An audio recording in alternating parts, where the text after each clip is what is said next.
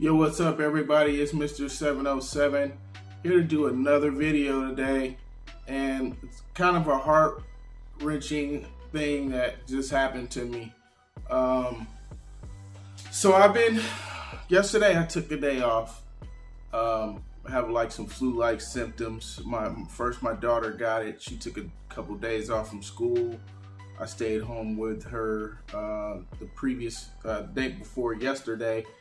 She just went back to school yesterday, but I actually took the day off of work yesterday because I was just mentally and physically just did not feel well at all.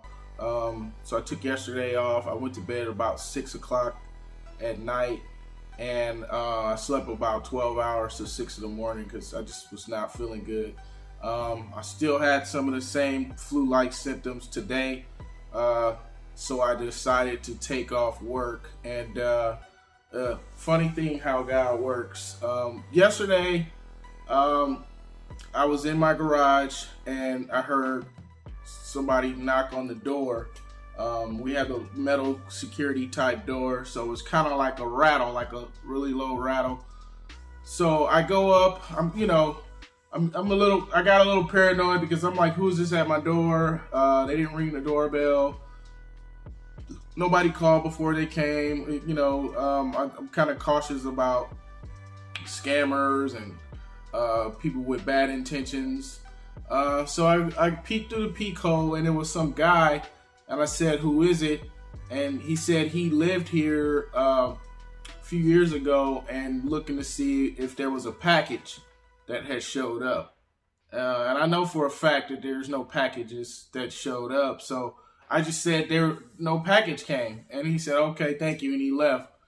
And I was just like, well, that was kind of odd, and I kind of pushed it to the back of my mind. I brought it up to my wife this morning, and she thought it was a little odd too. And keep in mind, if I wouldn't have called out of work yesterday, that guy, we wouldn't have crossed paths yesterday. I would have been gone. Today, a lady shows up, and she knocks on the door. She's saying that she used to live here a while back ago, and she's looking for some really important mail, and have I seen it? So now the wheels are turning. I'm like, okay, maybe this is something serious. And I said, she mentioned a package too. And I said, we haven't received any packages. We got a couple stacks of mail, and so I decided to go take a look in the stack of mail, and I found a letter, and I brought it to this lady. She immediately was in tears. She immediately started crying. I believe she was a Filipino lady. She had an accent. So I brought her the letter, and she said, this isn't it. I was like, well, this is your name, right? How can this not be it? She said she was actually looking for her green card, and she explained to me that she bought a ticket to, I want to assume it's the Philippines, to go see her family and her children in the Philippines, and she said she could not re-enter the country if she didn't have her green card, and that for her to order a new green card, it would take 2 months for her to get it. So I said to her, well, I looked through the mail, and this is all I could find. Maybe it hasn't came yet. Maybe try back tomorrow or Monday.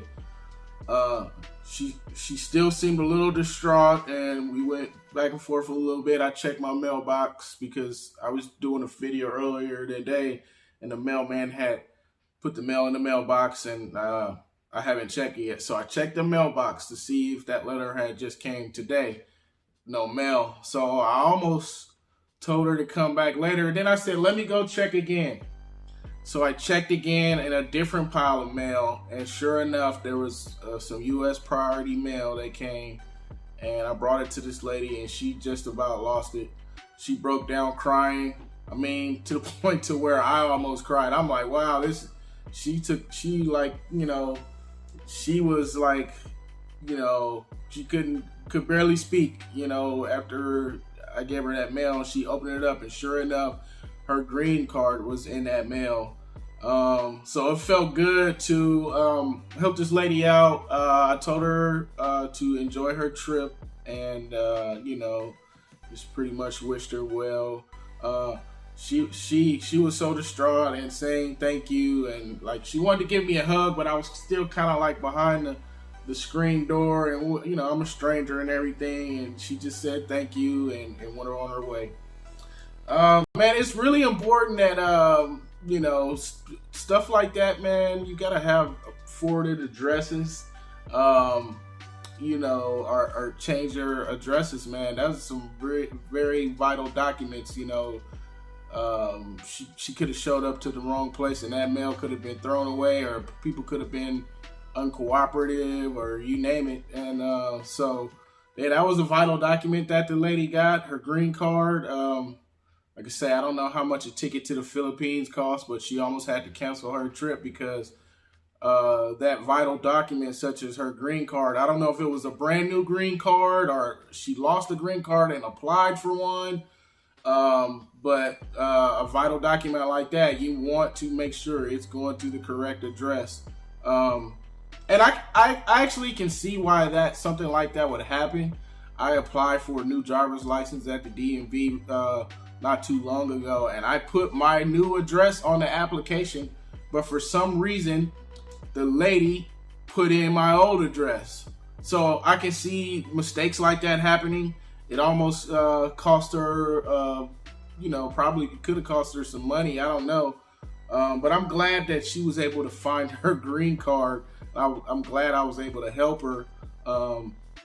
Like I said, if I wouldn't have called out sick, I would not have been at home. I would have probably left the house probably about 15 minutes before she knocked on my door.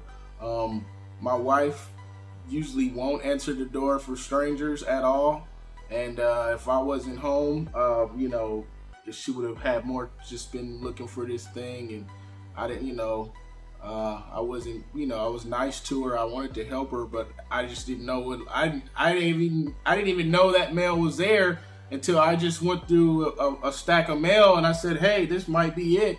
And sure enough, it was. So God bless the lady. I hope her trip goes well. Hope you have a safe trip, and make sure your documents are going to the correct place. That's all I want to say about that.